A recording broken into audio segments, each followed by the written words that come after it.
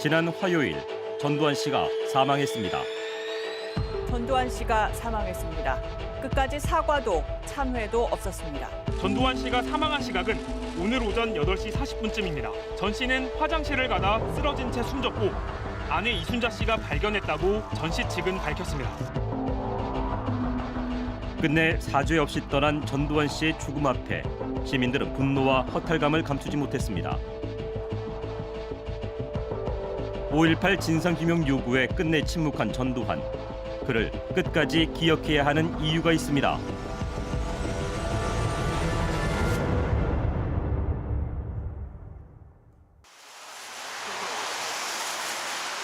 전두환 씨의 부고가 뜬 그날, 갑작스러운 소식에 광주 시민들은 당혹감을 감추지 못했습니다. 5.18의 시작과 끝, 이 모든 것을 주도한 5.18 책임자 전두환. 그가 5.18 학살의 책임과 역사 왜곡에 대한 반성 없이 죽었기 때문입니다. 죽는 순간까지 자기의 잘못에 대해서 아무런 말 없이 그렇게 간 것에 대해서 상당히 안 됐다는 생각이 들었죠.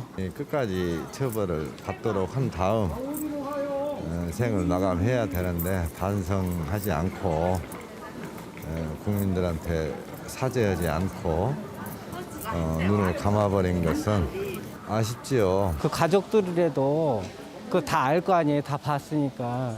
그분들이라도 좀 사과를 하고 광주 시민들이나 대한민국 사람들한테 진짜 제대로 반성이나 사과를 했으면 좋겠어요. 끝내 반성과 사죄 없이 떠났기에 안타깝고 무책임하다는 반응은 비단 5.18을 겪은 광주 시민들만의 것은 아니었습니다. 너무 뻔뻔했죠. 한마디쯤 해줘도 될 텐데 그런 거 없이 자기 생활 즐기다가 이렇게 갑자기 죽었다고 하니까 좀 허무한 것 같아요. 역사적으로 아직 처벌을 제대로 받지 않고서 돌아가신 것 같아서 뭔가 제대로 마무리가 되지 않은 느낌.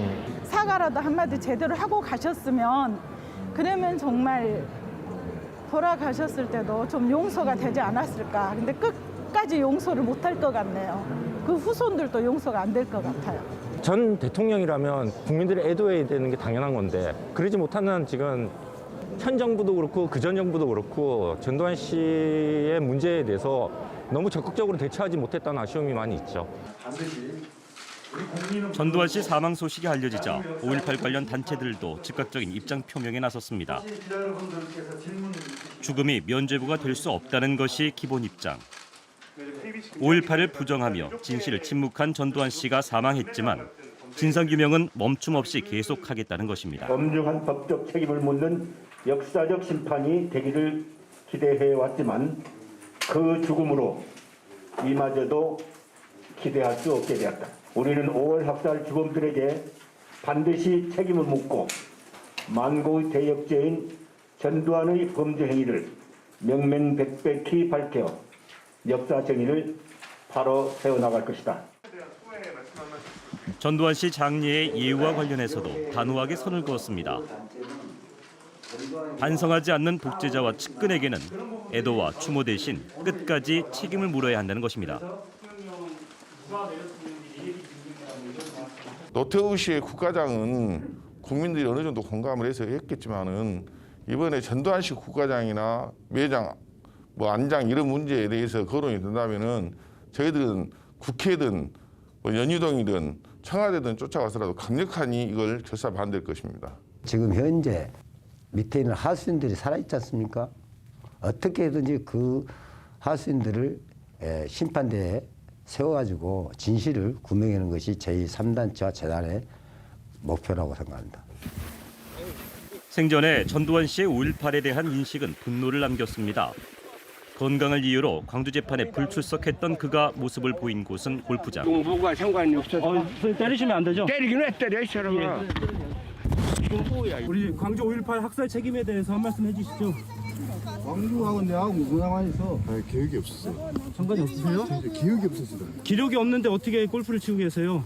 광주 학살 대해서 모른다 난. 왜 모르세요? 직접 책임 있으시잖아요. 내가 직접 책임이. 발포 명령 내리셨잖아요. 내가 발포 명령 내렸어. 내가 이 사람아, 내가 이 사람 발포 명령 내릴 위치에도 있지 않는데 군에서 명령도 명령권 검사 명령을 해. 광주 가서 물어보라. 때리지 마세요. 때리지 마세요. 광주 가서 물어보란 말이야.